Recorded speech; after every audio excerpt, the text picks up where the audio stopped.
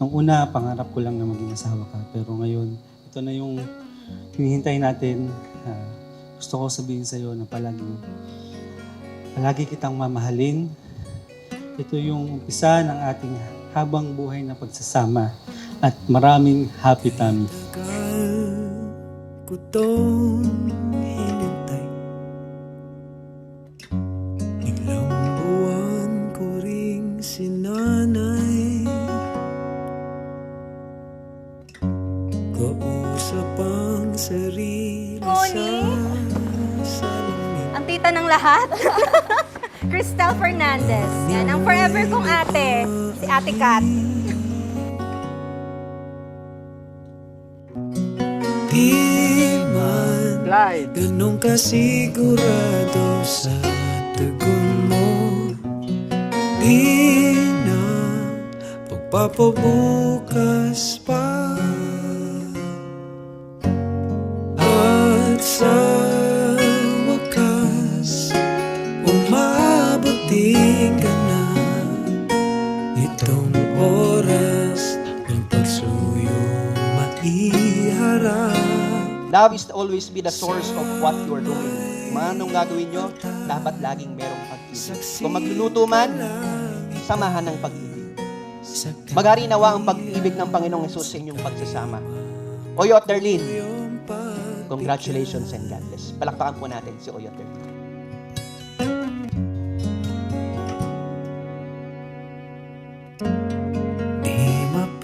Naalala mo yung sinabi ko sa'yo na nanligaw ka sa akin. Sabi ko, hindi, ayoko nang may nangangako. Basta gagawin. Kaya sabi ko sa sarili ko, hindi ako mangangako, pero ito ay gagawin ko dahil ito ay utos ng Panginoon Diyos. Hanggang ngayon, hindi pa rin ako makapaniwala na magiging asawa na kita. Pero alam ko, nung pinanganak pa lang tayo, nakasulat na yung love story natin kay Lord. At sa wakas, Oyo, maaari mo nang ibigay kay Darlene ang iyong unang halik na ligal. oras ng pagsuyong maiharap sa may altar, saksing kalangitan, sakali at sakali mang ako yung pagbigyan. Una pa lang, bata pa lang tayo, sino ba mag-aakala na nakikita mo na ako dati, ang batang nagsusukli sa'yo?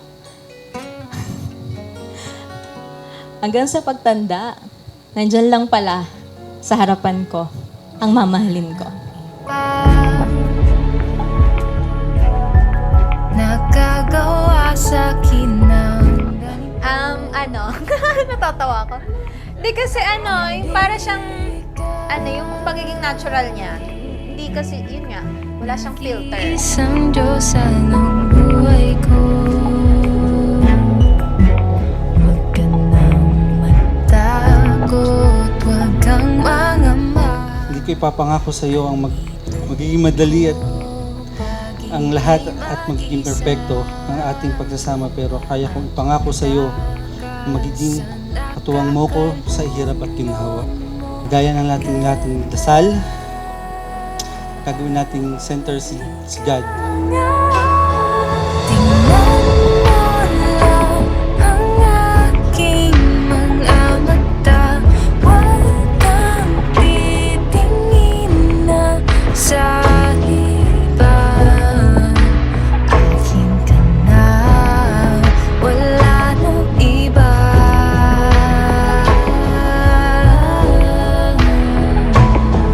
Andito ko hanggang sa ating pagtanda. Oyo at Darlene, napakahalaga na sa inyong pag-iibigan ay magkaroon kayo ng paglilingkod sa bawat isa. Dapat makita nyo ang bawat isa na isang ministry or ministeryo. Ang pag-aasawa kasi ay isang ministry po, na darating sa panahon na kayo po ay maglilingkod sa bawat isa.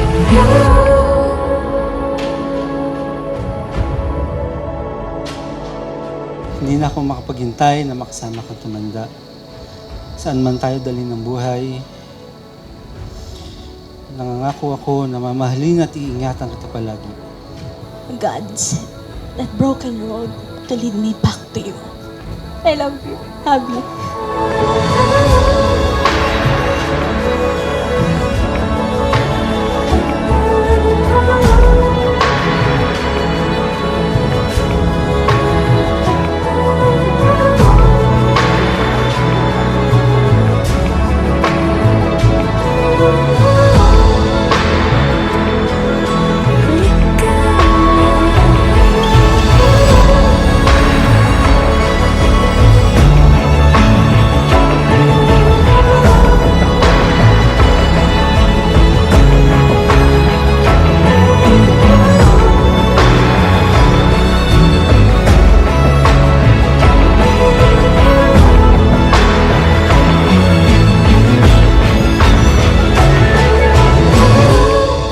Wala ka ibang papangako sa'yo.